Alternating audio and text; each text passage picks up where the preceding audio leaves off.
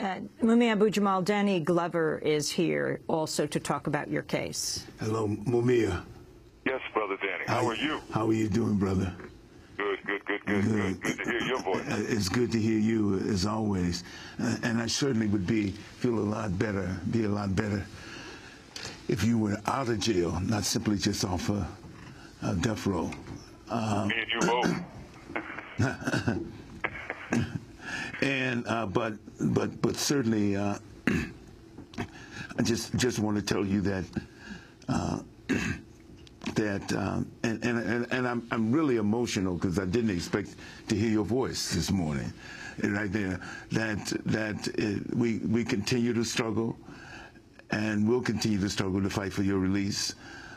We sent a letter to the Attorney General Holder that we convene a meeting. The federal government use its own authority to investigate your case, and certainly we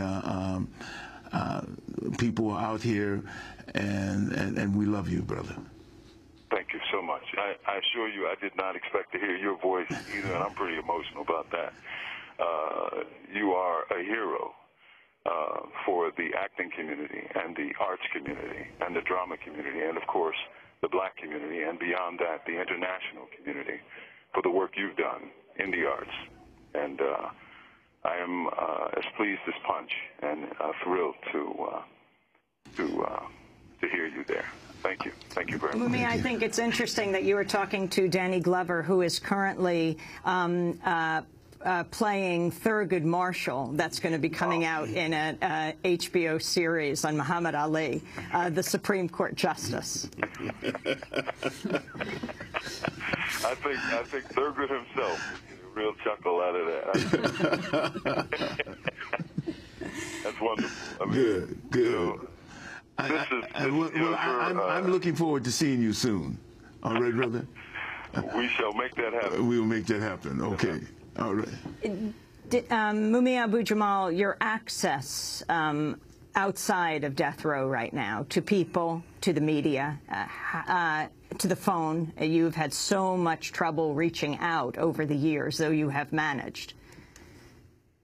Well, if you recall, it's maybe 15 years. I think since I last called your show, I was in conversation with you, perhaps 1996 or thereabouts, and the phone went dead. And I looked out of my cell, and I saw a guard come up and literally pull the wire out of the wall that connected the phone. And I remember saying, hello, hello, hello, hello, and it was dead because there was no wire to connect us. So as you can see, the wires are a little tighter now. Well, you sued the Pennsylvania prison authorities over them pulling out the phone from the wall when we were speaking on Democracy Now! Indeed, I did, and thanks to the efforts of some really brave and conscientious lawyers and judges, I won at least most of the issues in that suit. Abu-Jamal v. Price, I think, was the name of the case. This call is from the State Correctional Institution at Mahanoy and is subject to monitoring and recording. And thanks to that case, I was able to write and continue to, be in contact with our people. So I'm really glad he pulled that wire out the wall. That was very helpful. Danny Glover, what do you think Thurgood Marshall would do in the case of Mumia Abu-Jamal? Well, surprisingly, no, not surprisingly, I think Thurgood Marshall would have been one of the few justices who would perhaps hear the case, would argue to hear the case. Even though there were moments during the Civil Rights Movement that Thurgood Marshall had even trouble with Martin Luther King and disagreed a great deal, but I feel that he would be one who would want to hear the case.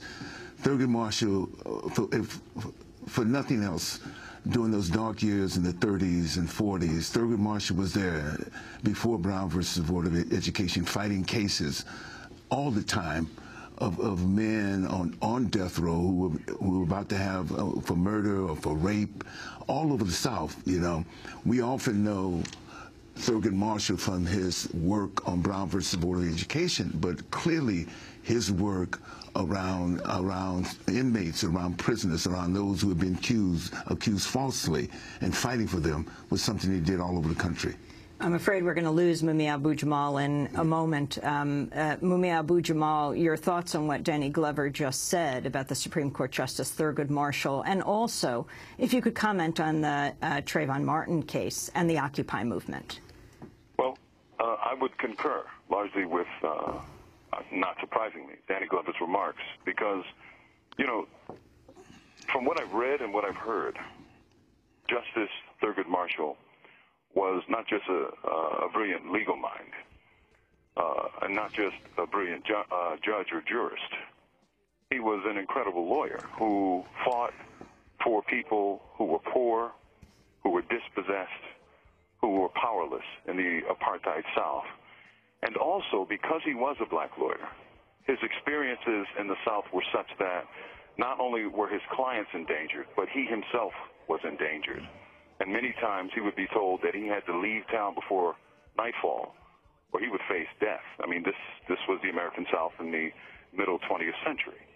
The good thing about that, if there can be a good thing about such an experience, is that when he came to the Supreme Court, those experiences of being a defense lawyer of the poor and the dispossessed and those facing death, he was able to share with his fellow justices, because these were people largely who, let's say, came from a completely different background. And I don't mean racially, I mean class, and I also mean that many of them, most of them, were not defense lawyers. They were either lower court judges or some were legislators, and, you know, mostly they were prosecutors and so forth. So he was able to expand their perspective of what the law really meant in the real world, and through his own life experiences. And I think he had a profound impact, if you really check it, on the former Supreme Court Justice Sandra Day O'Connor. If you look at her early jurisprudence and then look at her later jurisprudence, I think it's a direct effect of the influence of Thurgood Marshall. As for Trayvon, the little boy who could have been the son of the President of the United States, when we look at what happened in that case, and in my real view is that in a matter of weeks or months, we may see an immunity hearing that will wipe out the charges completely, and Mr. Zimmerman will never see the inside of a prison. As for the Occupy movement, I think it's one of the greatest advances in the democracy movement in our modern period. And it's pushed because of the economic crisis. 60 seconds remaining. It's pushed because of the economic crisis that's facing the United States, and especially young people who've come out of college and have no hope for a job, have no hope for a future, have no hope for a life without terrifying, crippling loans over their heads.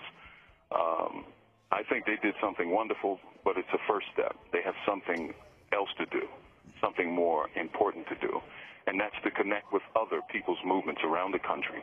You have 30 seconds remaining. And build a kind of resistance that can transform this country. I thank you all for these brief moments. I really do. Mumia Abu-Jamal, happy birthday. Happy 58th birthday. Thank you. Thank you, Amy. Happy birthday, Mumia. Thank you, Danny. Okay. All the best. See you soon.